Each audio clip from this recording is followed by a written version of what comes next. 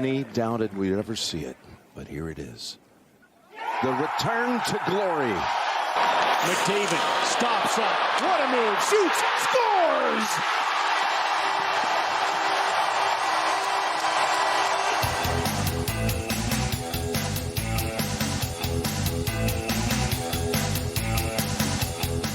Hey, everybody, and welcome to another edition of The Outsiders. Bryn Griffiths along with Robin Brownlee. How you doing? It's the best day of my life.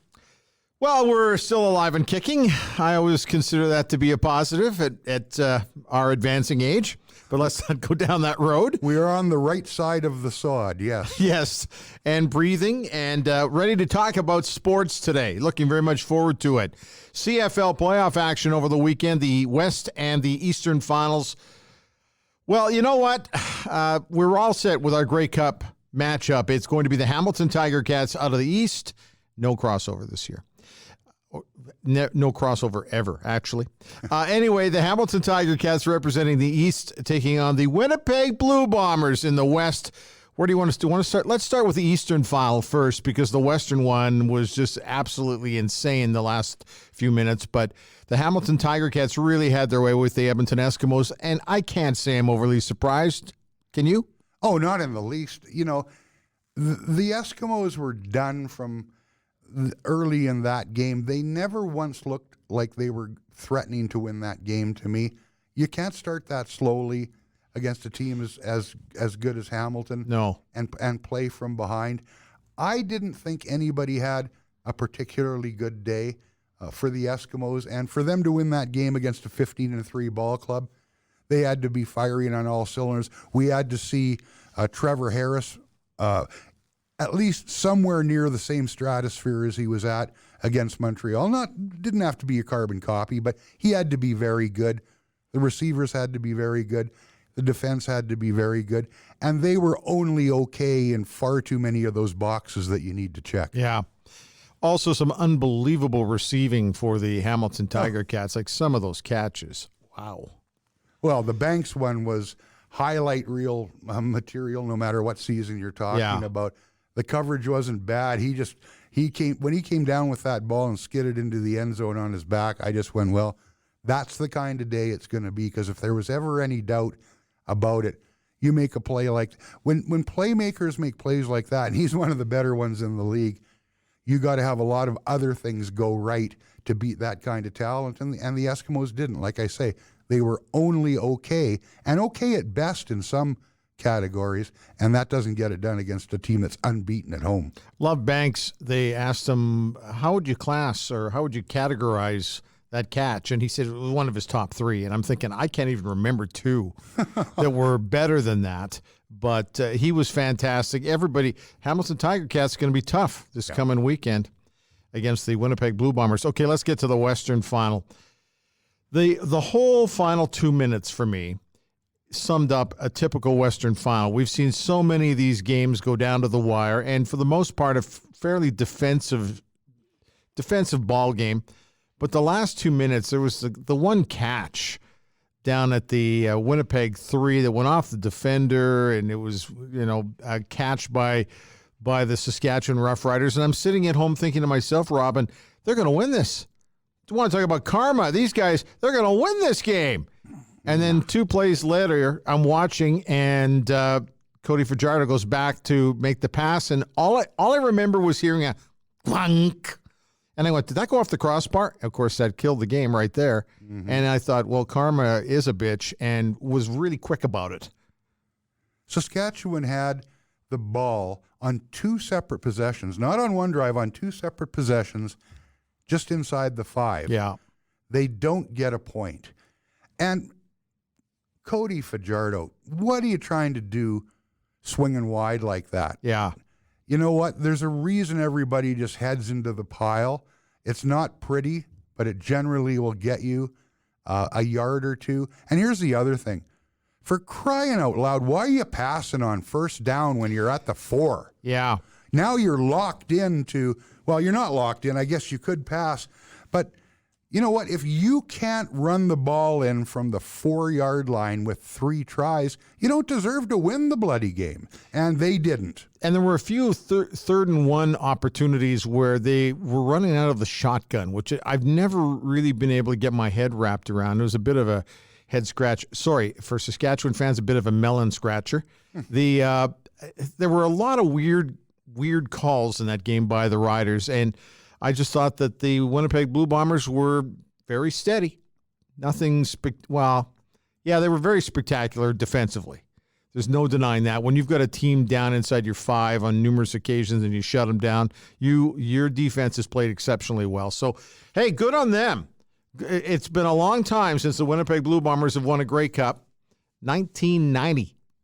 Well, wow. The Bombers are a great story, and they're a great underdog story, and the the drama they've had at quarterback with Big Strevler having to come in, very effective at times. Then he gets banged up. Then Collaros back, and now because of his problems, he's got the George Jetson type helmet on now. Did you notice that? I noticed that. Yeah. Yes. George Jetson. And he needs that. They're a great story. I don't know that they're a great enough story to win a football game against the Hamilton Tiger Cats in the Grey Cup game, but they're there, and that's more than I thought they would be. There's a danger in the fact that we do this podcast once a week. Last week we talked about Don Cherry and everything that kind of we're going to get into that in a couple seconds anyway. But shortly after we release the podcast, the bulletin comes down that Don Cherry's been fired. So I'm going down this road very carefully, and that is Jason Moss's situation with the Edmonton Eskimos. I have said numerous occasions, you have as well, that we thought the only way he had the potential to even save his job would be to get to the Grey Cup game and maybe even win it.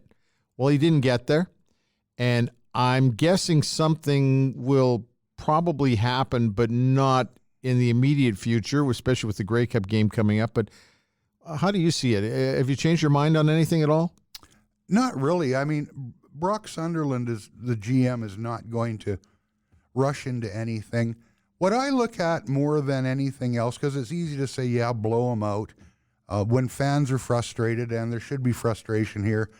This is a better team than on paper than 8-10. I thought last year's team was better than 9-9. When you've got an outstanding player like Mike Riley, they missed the playoffs altogether. They go as the crossover this year. I look at the overall tenure under Jason Moss, and to be honest, Bryn, I didn't add up the wins and losses to this point. You've got to ask if that's good enough.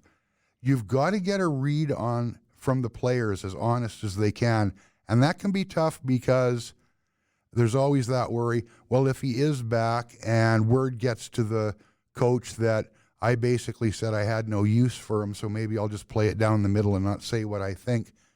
But, it's a tough one. And the third aspect of this, Bryn, who's better? And a cynic who's jaded and pissed off right now might say, well, I can think of a lot of people. Well, if you can, make your list of guys that are available. They might not be available now, but who comes available, and how long do you wait? The obvious guy from where we sit, Bryn, is Rick Campbell. Of course, because he's available. He's got his choice. Does he want to come back and coach in a city? See, on his way up, of course, he already did coach here, and you could say in the shadow of his father. Does he want to come back as the head man?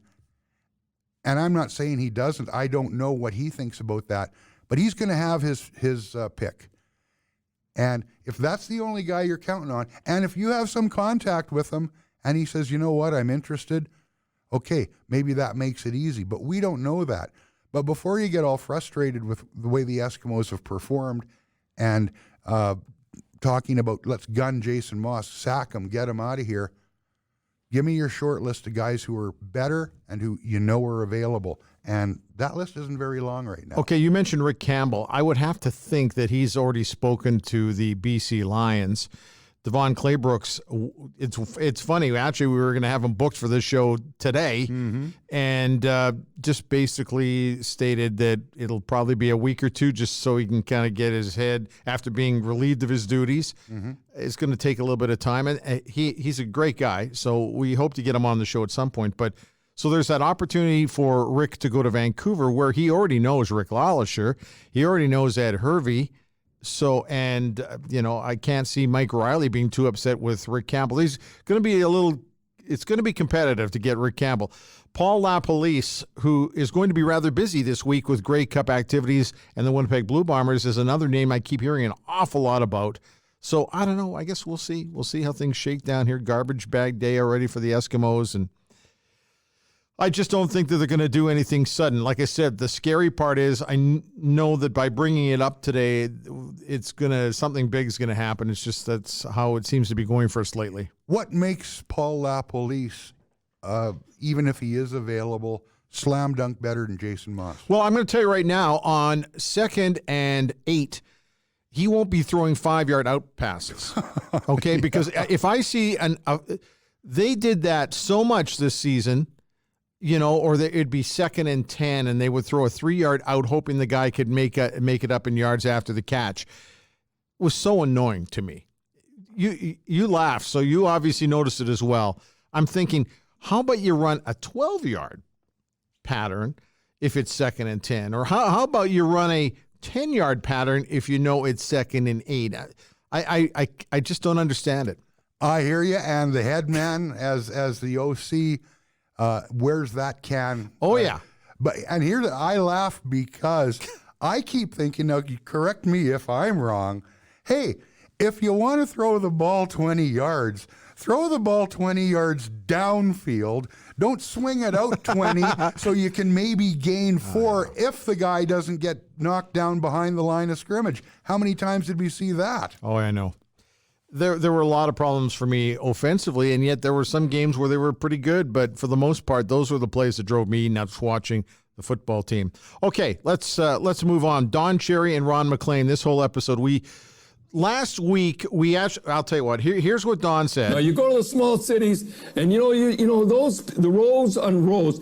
You people love you that come here, whatever it is. You love our way of life. You love our milk and honey. At least you could pay a couple of bucks for poppies or something like that. These guys pay for your way of life that you enjoy in Canada. These guys paid the biggest price. All of the comments that Don Cherry's made over his career, those were the comments that cost him his broadcast career with Sportsnet. We always heard the term "you people." When you get a chance to listen to it again, it's you people that come here. Mm-hmm. So, okay, well, what happened to Don happened to Don. Nothing's going to change that. Ron McLean on Saturday night on Hockey Night in Canada in what would be the Coach's Corner segment, basically he kind of vented a little bit and had a 5-minute soliloquy. It was very Shakespearean in nature that left me kind of... Translated means... Yeah, I just, I'm at the point now where I just want to see everybody move on. It doesn't make any sense just going on and on and on about it. Well, and we will after this podcast. Yeah. What I didn't like, and, my years on the beat, I got to know Don a little bit. I wouldn't consider him a friend. Same with Ron McLean. You see them around the rink, you're on the road, wherever. People talked about it being heartfelt. What Ron had to say on his own in that 5-minute segment. I don't know if it was. I'm not going to say that Ron McLean got up there and just gave us a performance, because that's not fair to him. Yeah. It made me squirm because I think some things are better left said person to person, whether it's if you're in the same place, over a coffee, over a beer, or at least over a phone call. Don, this has turned out shitty. I feel bad. Whoever did what, the bottom line is, Coach's Corner is in the toilet now. A long association is over. I feel bad about it because I care about you, man. I love you. I want you to know that. Tell that to the person face to face. it just kind of makes me squirm to see it on the air. It's I don't want to call it well.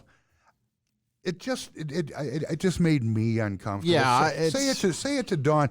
People out there, there's a great big debate. I don't know how the camps are divided, 70-30, 60-40. A lot of people believe in Don, and we want to see things in black and white. I think he gets run. That was legit for what he said. You want to say that's too PC? Fine, go ahead. But he's been given plenty of warning. He's done this. The thing is, though, he's done this for years in different forums, but it's a different time now. And you can rail against it and yell about it, but it is a different time.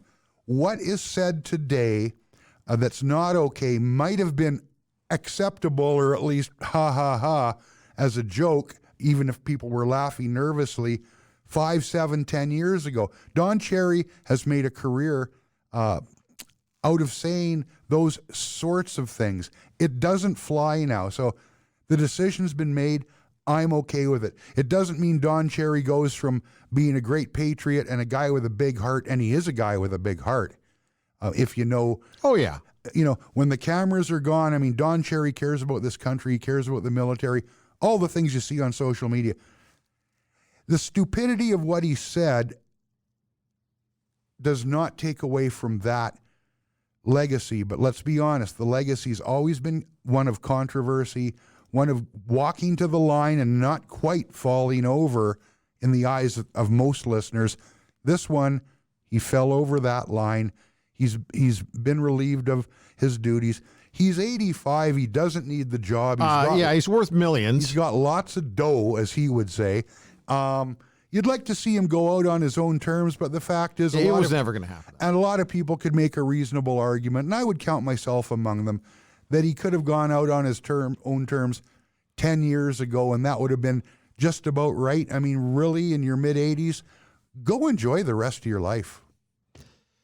Yeah, where I see Don in another week or two, he'll be walking down that beach with the metal detector. I don't. I'm just kidding. So. He'd hit you in the head with that metal detector for even saying it. Yeah. I'm doing some metal detecting and everything here. Anyway, all right, well, let's move on. Coming up on our podcast today, in a couple moments, we're going to be chatting with Mark Spector from Sportsnet.ca.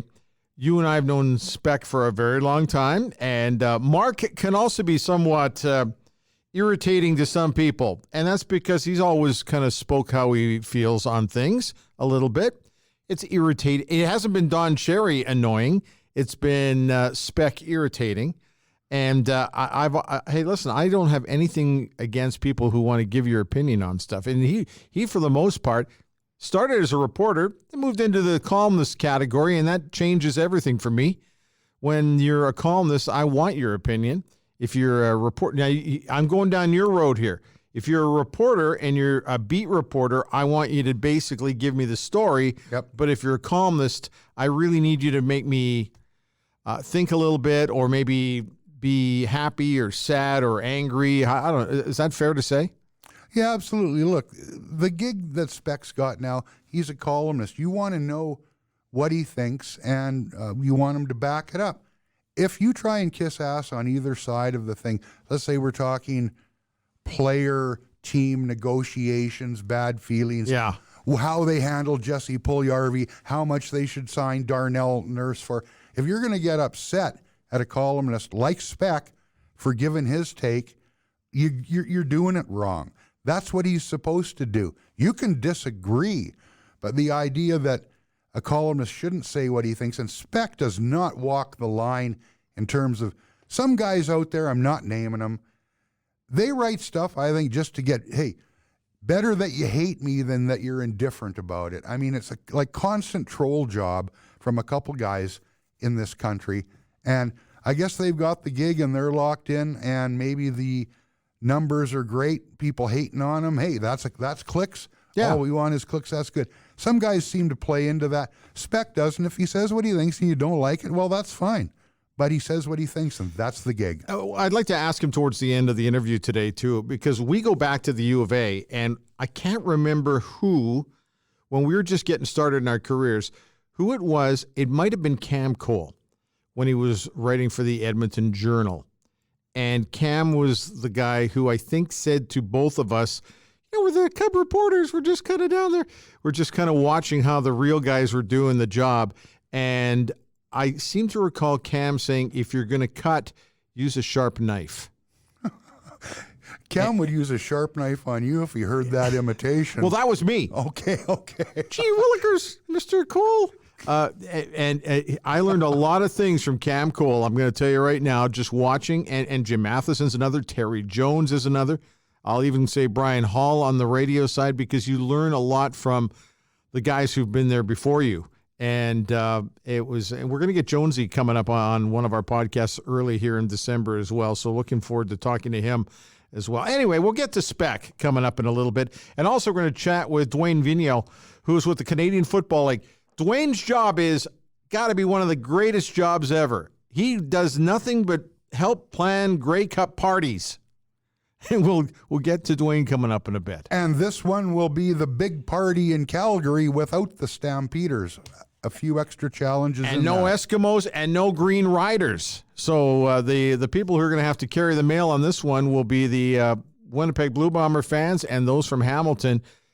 Fans in Calgary and Edmonton are still going to show up because it's a great party. Sure, so they will. It'll be a lot of fun. All right, so get ready for it. Mark Spector up next. Pro-Am Sports is Edmonton's home for sports and entertainment memorabilia, featuring unique collectibles and apparel. We've got you and your fan cave covered. Pro-Am Sports, located in Edmonton at 12728 St. Albert Trail and proamsports.ca.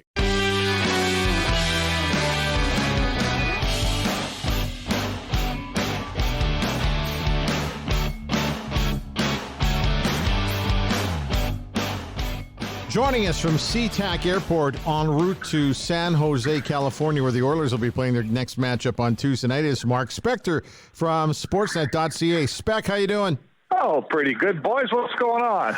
Well, we've been wanting to get you on for a few weeks here, but finally we've been able to track you down, and you're traveling, of course. What a big surprise. How's your fall gone so far? Well, it's kind of funny, actually. Sportsnet's got me traveling more than I've traveled for a long time. So I have only missed a couple Oilers games all year. And the good news is they've been a pretty good team to watch. So, there's been some years in the recent past when it's kind of nice when they leave town that you'd stay home without them. But yeah. I got to admit, it's been fun covering this team this year. Oh, I tell you, Spec, and you know this as well as anybody, when the Oilers are playing like they have and sitting where they are in the standings, I think there's a sizable portion of the fan base that's wondering when the football gets pulled away. I'm not sure that happens with this team, which surprises me. This looks like a legitimate contender to me right now. How about you? Well, you know what? If they didn't have their history that we're all so painfully aware of, I would just jump right in and say, oh, yeah, for sure. Like, they really do. If you throw away everything that's happened before, September of this season or October of 2019, and you just look at this team on its own first 20 games, they do have most of the bases covered here. They got goaltending. It's been excellent. They clearly have a top-end scoring. And they do, I know there's always a hole in every team, guys. No team's perfect, but they do have the personnel to take care of the dirty work, which they haven't had here much. They can kill a penalty, and they can hang in a 2-1 game and not make that fatal mistake because they're trying so hard to score the next goal. So, if you bang off all those things together, all of a sudden you got a hockey team that looks like it might be able to sustain this for a while. Spec, talked to a couple of former NHL netminders, and they say the difference in Mikko Koskinen from one year to the next is remarkable, but not surprising. They think he was playing his angles way better. It's like he's gotten more comfortable with playing on a North American ice surface. What's your take? Well, geez, I'm not going to tell you it's not surprising. I'm not going to sit here and say, oh, no, I thought he put his game together. I can't tell you that. Like, this guy is, Mikko Koskinen is, I believe, what, is he 29 or 30? He's 30.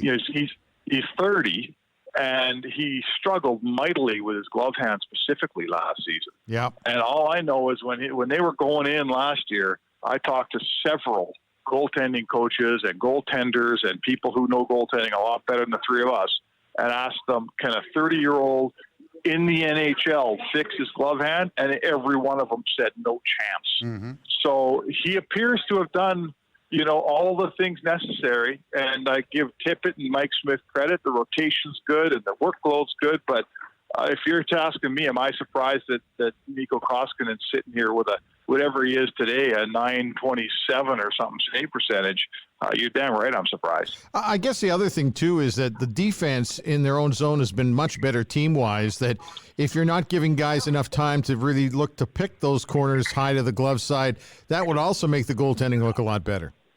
Oh, listen, there's no doubt it's a team effort. Not to take away the goalies have been great, but we watched guys scoring backdoor goals on the Oilers goalies the last couple of years that nobody stops, right? Right. No question, the quality of chance is down from what it's been, and that's going to help your goalies. Now your goalie makes some saves. Now he's got some confidence. Now he's not letting in that bleeder because he's shell-shocked.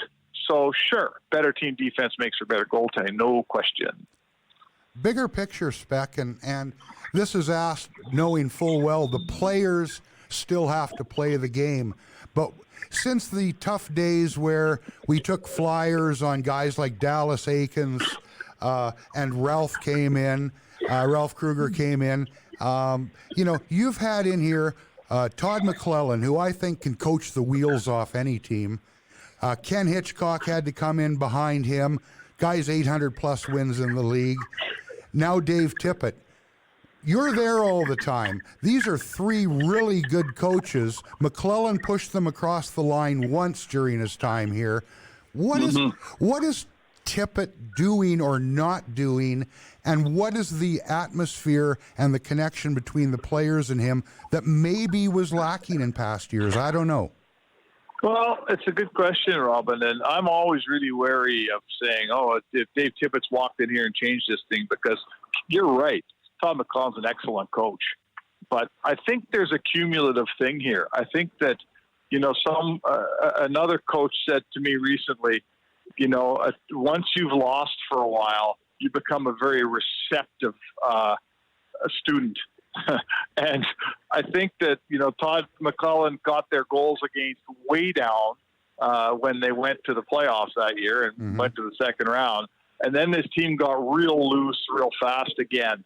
And, I guess what I'm trying to say is I think the year after year in recent times of having excellent coaches in here, Tippett's a really good coach. He's put structure in.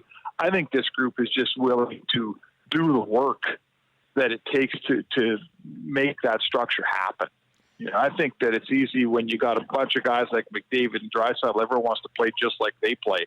And we watched the goals against go through the roof again the last couple of years. So I just think the combination of hearing probably a lot of the same things from respected, smart coaches and the losing over the last few years that focused these guys, I think those things are working in Tippett's favor. We could talk all day long about Connor McDavid, who, by the way, has just been named the first star of the week by the National Hockey League, which is no real big surprise. But let's talk about the other guy who's now finally starting to get that recognition around the league, and that's Leon Draisaitl. What a horse he's been this season. Yeah, and he's in McDavid's shadow big time. Yeah. I think McDavid got the October one of the 3 stars of the month when Draisaitl, to me, was the better player. Draisaitl has more points, and McDavid keeps winning the awards here. So, I don't think those guys care that much, frankly. But I think what we're seeing here, like here in Edmonton, I'm watching this guy, and it's unbelievable. He is a incredibly good hockey player. We all know how good McDavid is. This duo here is, I don't think people around the league realize the gravity of how good they are. Like they're right now, they're 2 of the top 3 or 4 players in the league together on the same team. Like this is something that nobody thought was going to happen. And I think it's something that now only probably a few people around Edmonton, it's dawning on them, but I'm buying in here. Obviously McDavid to me has become the best player in the game now. I used to always hedge quite a bit with Crosby. McDavid's the best player in the game. And all of a sudden, Draisaitl's, we used to wonder if he was top 10. Now we're pretty darn sure he's top 5. Oh, yeah. Hey, Spec, let's look down the highway a little bit quickly here. You wrote a damn good book about the Battle of Alberta. And when this season started, I was thinking, as many fans have, wouldn't it be nice if both these teams were good at the same time and kicking the snot out of each other at the same time with something on the line? Because the only real Battle of Alberta happens in the playoffs. And if you would have asked me who's not going to hold up their end again, I would have said the Oilers. Now it looks like the Flames are floundering a bit. What do you see when you look at that club? Yeah, there's some nervous times here, right? For sure in Calgary. And everything you just said, Rob, and I was right in lockstep with you, man. Yeah, I didn't pick the Oilers to make the playoffs this year. Calgary was the first place team in the West. I thought, okay, they had a stumble against Colorado, but they'll put it together. And, there has to be a real serious, as you and I, the three of us talk about Draisaitl and McDavid here, I think the Oilers, all they got to do is figure out how to build a team around two of the best players in hockey. Mm-hmm. And these guys are going only one place, and that's north. I think down in Calgary, they're starting to really question here, what's Sean Monahan and what's Johnny Gaudreau? How their two offensive leaders were no-shows in the playoffs last year, and so far this season are not taking this team anywhere. They're not raising their game when the team needs them the most. Mm-hmm. And, there's a question mark there, man. Two big question marks in Calgary right now. I'm not sure what you do. What do you guys do? Well, it's interesting because watching the game on Sunday when they were in Las Vegas, Cam Talbot, I know he gave up 6, but I thought he played pretty solidly for them. I thought Milan Lucic played his best game as a Calgary Flame in that matchup. The problem is that the two guys you just pointed out were both -5 on the night, and that's just got to stop. Yeah, and they both played about 3 minutes in the third period. Exactly. Too. So and somehow we're on the ice for like 3 goals against each. So it's such a hockey cliche. Your best players have to be your best players, but it's true for one. It's absolutely the truth. And not only that, but there's a thing in the dressing rooms work that way. Either your leaders lead you, or if they're not leading you, the room kind of splinters a little bit. And the guys sort of look at their leadership group and say, well, God, you guys are playing this way. Then why am I, I can bust my butt. We're not going to win with Derek Ryan playing his best game if the top two guys aren't playing their best game. And it's insidious. It doesn't work for the team concept. Those big guys have to be big guys, especially now because the Flames they're teetering. They're a 500 team. They're not playing very well. They need someone to step to the plate here and start to pull this thing in the right direction. And it better be one of those, one of the big guys has to get after it here. Mark Spector from Sportsnet.ca joining us from SeaTac Airport in Seattle today. The other thing, too, that's been quite noticeable for me, and I've watched both the Flames and the Oilers a lot this season. Last year, the Oilers struggled with special teams, not the situation this time around. Calgary was much better, I thought, last year on special teams, and this year they struggled mightily, and maybe that's a big factor. Well, it's for sure. I mean, the special teams will win you games or lose you games. Like we watched at Edmonton. Over the last 5 years, this PK has been the last place PK in the league over that time. And it just murders you night in, night out, letting goals in. And conversely, if you sort of the key to that it's a 3-2 league. And if one of them comes in the power play every night, you're a third of the way there. And you can figure out a way to score the other two. So, that's the turnaround in Edmonton. There's no question. They're winning both sides of that battle. But I'll tell you what, like you have to, how do I say, it can't just be special teams. There's got to be, you got to go and dominate somebody 5-on-5 once in a while just to show that you can. And to me, that's what's going on at Calgary is they're not dominating anybody 5-on-5. Spec, I want to make one more stop here. This 5-gamer, San Jose, Los Angeles, Vegas, Arizona, and Colorado. A guy we mentioned, Todd McClellan, tough go in LA right now. No surprise to me. He can't play the game, and that roster's not good enough. So, are you going to have a chance to talk to Todd while you're down there? Yeah, my plan is to get to practice there on I think Wednesday. This is actually a little bit of a revealing trip, I think, for Edmonton. They never win in San Jose. I think they're like they've lost 7 of 8 there or something. Mm-hmm. And they just lost in there last week. So horribly. What that tells, horribly. And I mean, everybody knows it in that room. This is a little bit of a problem for Edmonton. San Jose is an okay team. There's nothing wrong with them, but they're not that good. They shouldn't beat you that often. So to me, for a game in November, no one's saying must win here or anything, but this is a game that the Oilers are looking at after blowing that lead against Dallas, and they're going, hey, let's set this straight here.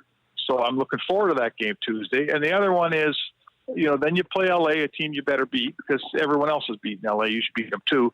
And then the other one is that Arizona team, right? That Coyotes team, they've given this organization trouble in Edmonton for a long, long time. And they play frankly, a very dull defensive, almost like the 2020 version of the trap. And Edmonton's failed against that. They have not played a Coyotes team that doesn't beat a lot of teams, beats Edmonton for fun. And that's another thing that you got to put an end to that. If you're going to be a good team, you got to figure out a way to beat that. And that makes this road trip for me kind of interesting. This Christmas season, I'm heading over to the Czech Republic for the World Junior Hockey Championship. I've been to a bunch here in Canada, but to see it up close in Europe, I'm pumped about. You've just written a book about the World Junior Hockey Championship, and I was a little surprised. You've always written great books on hockey, but I've never seen you kind of go down this road with the World Juniors. What made you decide to do this? Yeah, it was kind of funny. I won't even brag and say that it's my idea. I basically got a call from a publisher and said, what do you think of this idea of doing something on the sort of the history of the World Junior? We're calling it Road to Gold. And it's a story about how, in the 70s, we used to send the Memorial Cup champs over to Leningrad, and they'd get beat up by the Russians. Right? They couldn't beat anybody. They'd lost their good players from last year. They didn't know how to play hockey in Europe. They didn't understand the European referees. We had no system. We had no continuity, and we were getting killed in this thing. And Canada came up with a program of excellence, and really put a focus on getting good at this. And today, all of a sudden, not suddenly, but over the many years, today, the World Junior is to Canadians at Christmas what football is to Americans at Thanksgiving, right? It's a family affair, and it's a deep, deep, deep tradition. And, we've gone from winning everything all the time, 5-6 years in a row, to being back in the fight in the World Junior, right? It's not a given that Canada wins that thing anymore. No, absolutely. Hey, Spec, 2 quick ones for me. Where can people get the book if they want it? Because we're into that Christmas season now. And second question, will you be trying to move any copies at Henry's High Life in San Jose? I love Henry's High Life. That's a barbecue joint, one of the best in the league, man. Hey, books everywhere. All chapters, and I think Walmart's, and certainly on Amazon, and anywhere you buy a book, you should be able to buy this book. But yes, thanks, Robin. That's a good call. I got an off night tonight in San Jose, and you know what? I haven't had the meat sweats for a while, so maybe that's a good place to go. Hey, before we let you go, just a quick thought on, and I'm sure you tuned in a little bit on the Sunday, both the CFL West and the Eastern Finals. The Eastern Final was a bit of a blowout. Hamilton looked great. The Western Final was insane, and that last minute and a half was it's exactly what you expect out of a Western Final. Yeah, it was defensive football, right? It was, defense won the day in Regina yesterday. There's no question. I don't mind that in the playoff game. I mean, you know what? It's hard-nosed football. That play, the deflected ball at the very end to Saskatchewan, down to the 2-yard line was unbelievable. And the fact that it ends with a pass ricocheting off the crossbar, was just, really, really compelling football. Hey, the Eskimos, they're playing the best team in the league. the Eskimos weren't the best team even close in the West. I thought they hung in there, and you know, they were kind of like Cam Talbot against Vegas last night. The Eskimos gave themselves a chance to win that thing, but they're not the quality of football team that Hamilton is. That Hamilton team pulled away from them, and rightfully so, don't you think? Yeah. Oh yeah, yeah. In fact, we're going to make our predictions coming up a little bit here, and I think we're kind of leaning to Hamilton winning it all. But that's not to take anything away from Winnipeg. Winnipeg's defense has been pretty solid, huh? How do you? Yeah, though, for sure. And what I find amazing is that I didn't realize they hadn't won a Grey Cup at Winnipeg since 1990. You know, that might be the best. In my humble esteem, that might be the best CFL town in the country. I mean, everyone says Rider Nation in Regina, and I get it, right? They love their Riders, and that's awesome.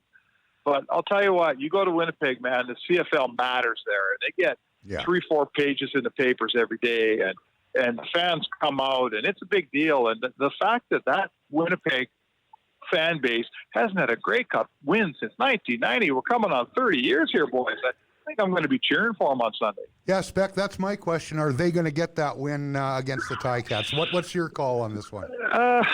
You know, there's two things about the CFL, and I don't watch it closely enough to be a real expert. And it's when the big game comes, it's the most damned unpredictable thing you ever saw in your life, isn't it? Yeah. Like, you'd have just picked Calgary to win the Grey Cup every year, except there's only one problem. They very seldom won it. Yeah. You know, they're the best team in the league for a decade, and I don't know what they got out of it. Two Grey Cups, maybe? Doug Flutie only won one Grey Cup there. Right. Like, so I'll tell you what, Vegas, I know they do put out a line on the Grey Cup, but I wouldn't want to have to cover it. I'll tell you what, I'll pick the underdog Winnipeg. I just think they got something going on here, and Hamilton's been the best team in the league. I'll give you that. But I think it's time for the Bombers to win one for those good old Don Jonas fans out there. Don Jonas. Mac Heron. Oh, my God. Yeah, Mac Heron. There you go. Hey, and finally, before we let you go, we had Gene Principe on a couple of weeks ago, and he and I were talking about how we kind of got started at the University of Alberta at CJSR Radio, and I was laughing after we had taped because I really strongly remember having you with me in the studio on the campus, and we did a show called The Press Box, and we did. It was a lot of fun. Gino was kicking around. There's a whole pile of us, but man, oh man, when you get a chance to kind of cut your teeth in an environment like that, it was pretty special times. Oh man, and you know what? You two guys are two of the guys I go the deepest back in the business with. I mean, Bryn, you gave me my very first gig ever. I walked into a CJSR volunteer meeting as an 18-year-old kid, and like within a few weeks, I was sitting behind a microphone on CJSR. Way to freaking go, Bryn. Way to go, eh? Doing sportscasts. And then eventually, a few years later, I'm working at the Edmonton Journal, and who walks in the door with this long, skinny ponytail coming out of Kamloops, BC? But Robin Brownlee. Yeah. I mean, I knew him when he was single and used to have some fun. So that's how long ago that was. Wow. There we go. Yeah, that is a long time ago, isn't it, man? Oh boy! I forgot about the ponytail. That was quite something. Hey, listen, we want you to go grab a bite of breakfast with a Hockey Hall of Fame writer, Jim Matheson. So thanks for your time this morning. All right, boys. Pleasure being on the podcast with you. Good luck with the adventure. Okay. Yeah, and tell Maddie we're going to catch up to him soon here too. I'll warn him. Okay. Thanks, Beck. Okay, boys. See you later. See ya. Pro-Am Sports is Edmonton's home for sports and entertainment memorabilia, featuring unique collectibles and apparel. We've got you and your fan cave covered. Pro-Am Sports, located in Edmonton at 12728 St. Albert Trail and proamsports.ca.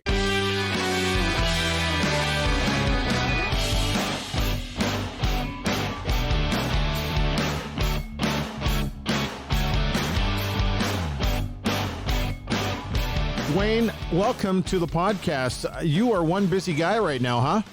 Yeah, you know, we're coming up to Grey Cup weeks coming up here right away. So no, it's a busy time, but it's my favorite time of the year.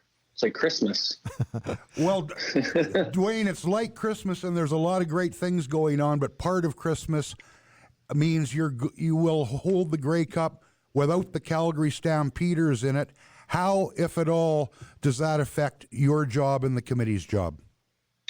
Well, it's being the host of a Grey Cup, which I've obviously been on the host side a few times. You always want to play in your own game and be in your own game. But, that's always the goal, sort of starting off the season. But I can also tell you that,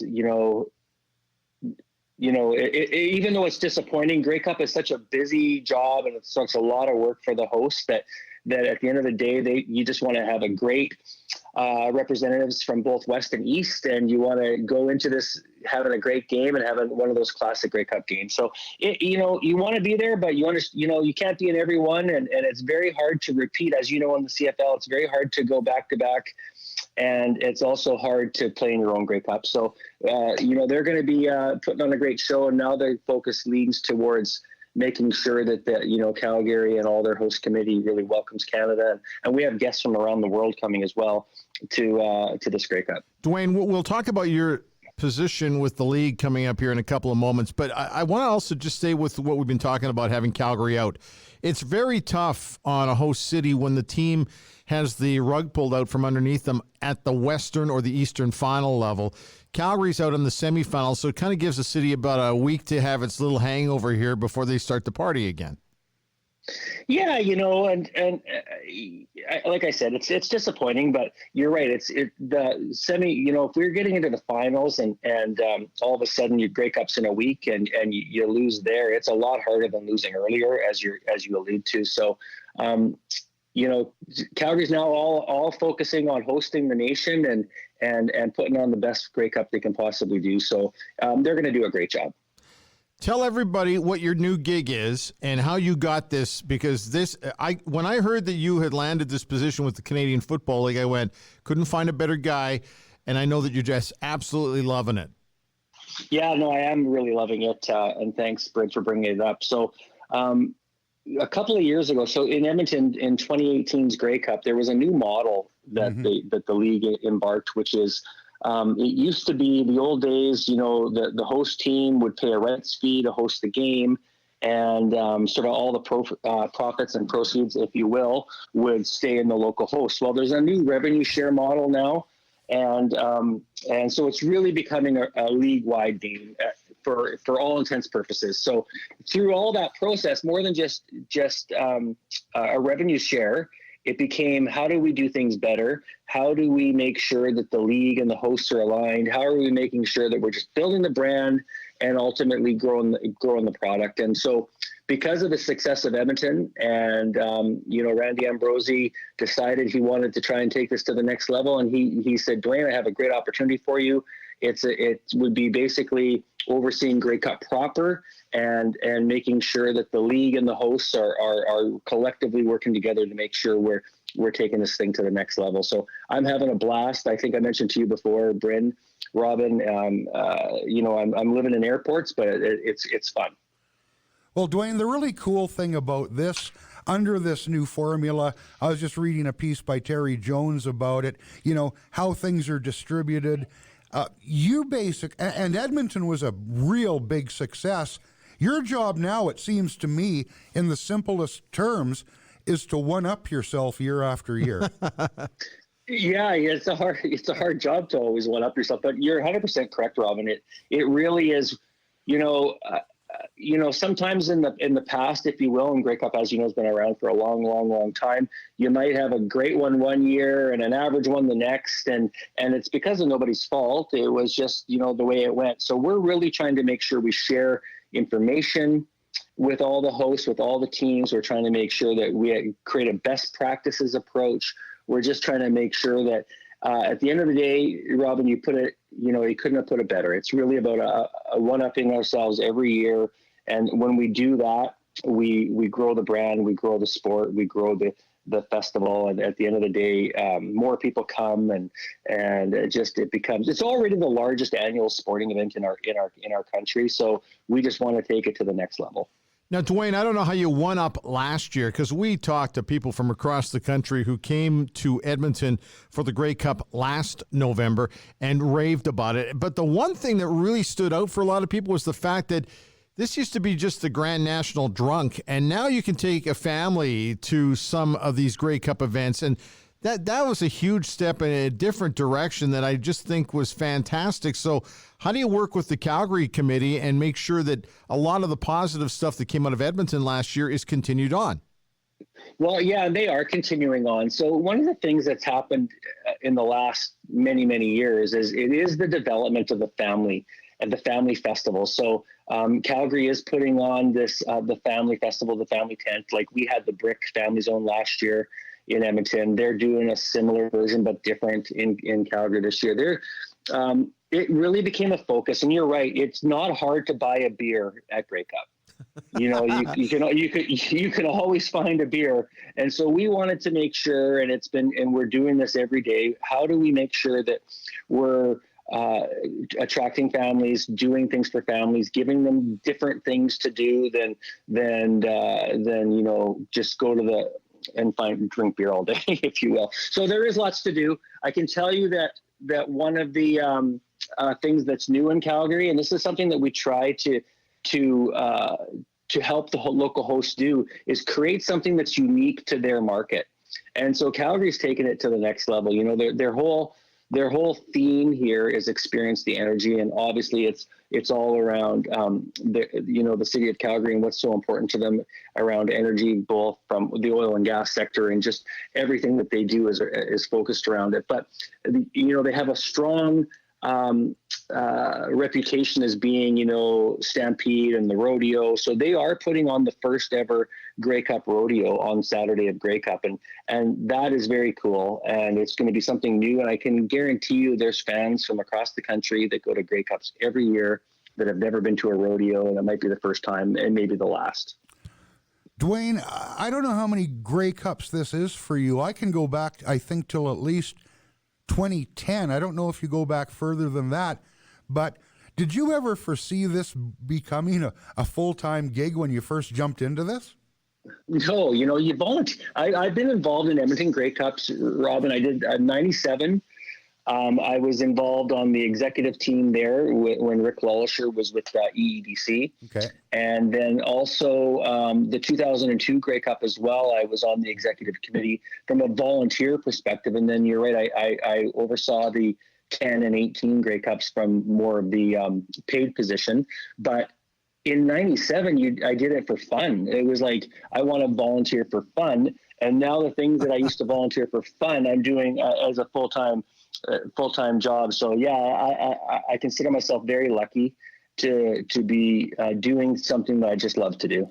It's funny. I was looking at the list of events coming up in Calgary this week, and the only thing that I kind of went, really, that's going to be interesting to see how that shakes down. Are they holding all of like the hospitality suites in one location rather than hotels all across downtown?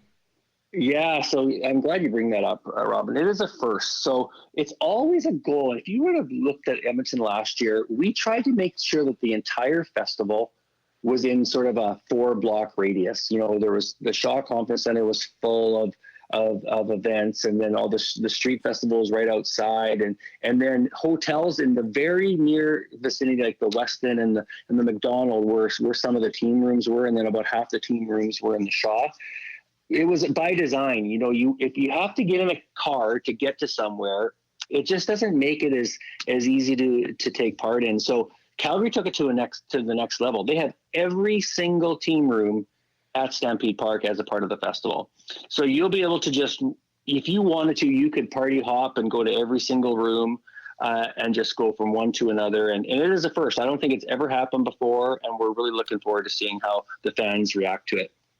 Do you worry about the fun part of downtown? Because I remember before I got into this career, just kind of staggering from one party place in one hotel to another party place in another hotel, and the walk was just as eventful as the actual party place.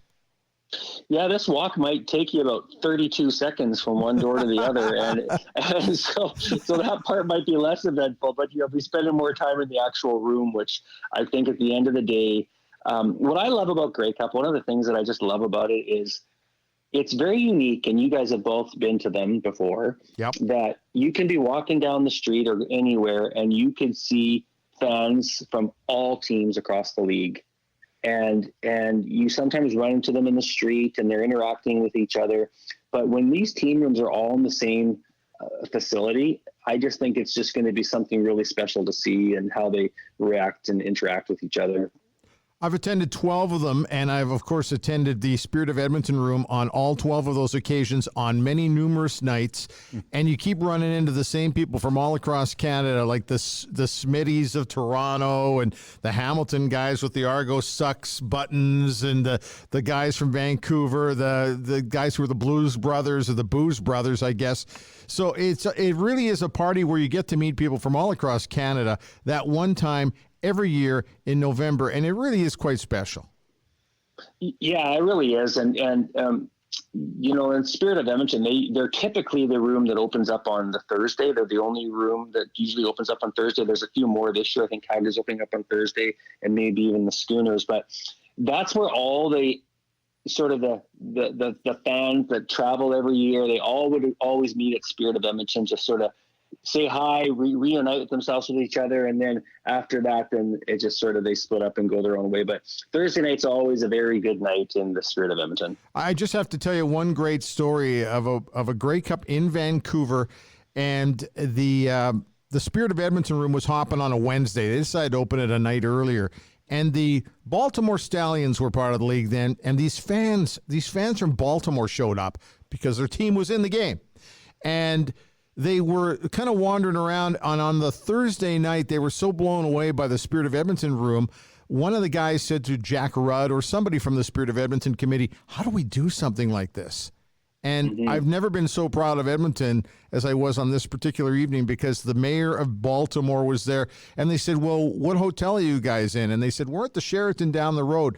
What they did was they said, well, let's book off the pub at that hotel on this particular Saturday afternoon, and we'll bring our whole show to you, and we'll get the other teams to come and visit us. And that's exactly what they did. So these guys went from having no hospitality suite at all to having an afternoon from noon until 6. And, the Jim Jeromes of the world showed up and emceed, and it was a whole Spirit of Edmonton that had just moved to help Baltimore celebrate the fact that they're part of the Canadian Football League. And it was just a magical moment for me, and I just remember how they put it together in a day and a half, and it was just a special day and a special event. Well, yeah, I love those stories, and Bryn, similar to the Schooners room. Yes. They're still to this day, the Atlantic Schooners are doing great things to try to secure a franchise and make sure that they eventually join the CFL. But they've been running their Schooners room at Grey Cups now for at least 10 years and maybe longer. And last year in Edmonton, their room was as big and as busy as Ryderville and Stamps House and Spirit of Edmonton all together. So they've grown this party, and they're not even in the league yet. I say it's time. I say it's time to get them in the league and in the big game. What about you? Hell yeah! Well, I can tell you that it's nobody. Everyone would be really happy when that finally materializes, and they're just such, it's such a colorful part of Grey Cup as well, and it's just exciting. So they're a part of Grey Cup this year in Calgary as well.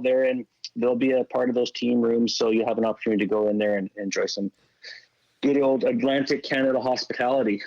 Your title says Chief Grey Cup and Events Officer. I'd like to just call you the party dude. Congratulations on the gig. Have fun this week in Calgary, and I know it's just going to be a blast because that city knows how to party. So thanks, Duane. Yeah, thank you very much, and looking forward to seeing you guys.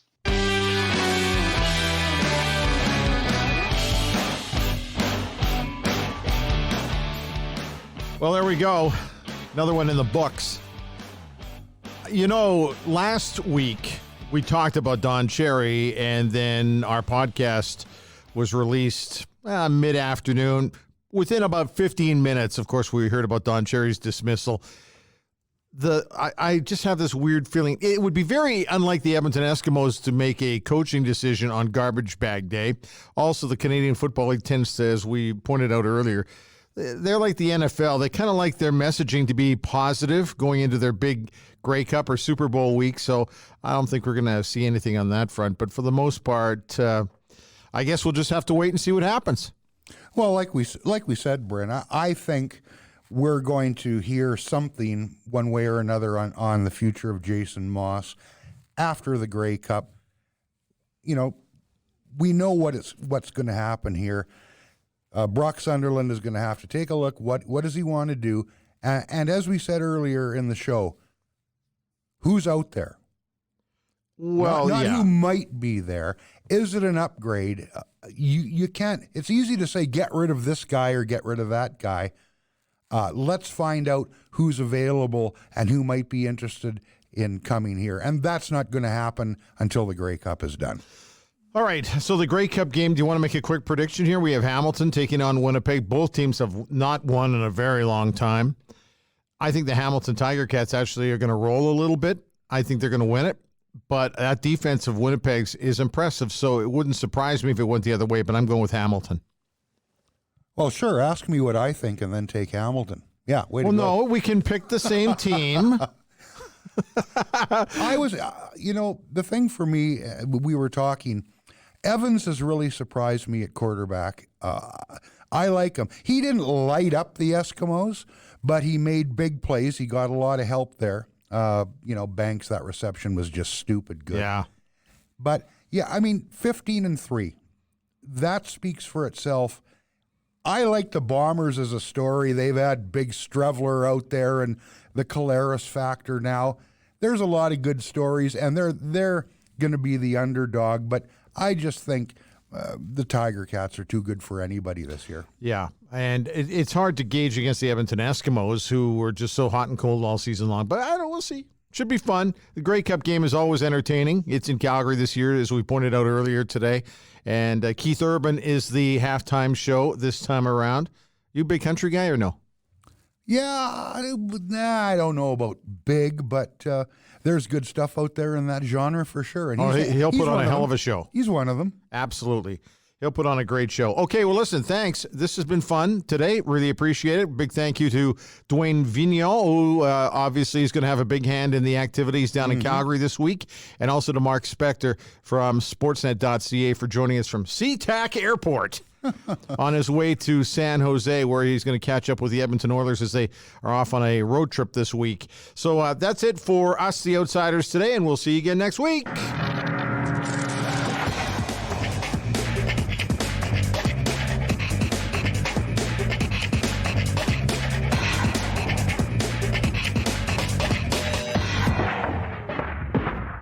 Was recorded earlier because we were ashamed to do it now.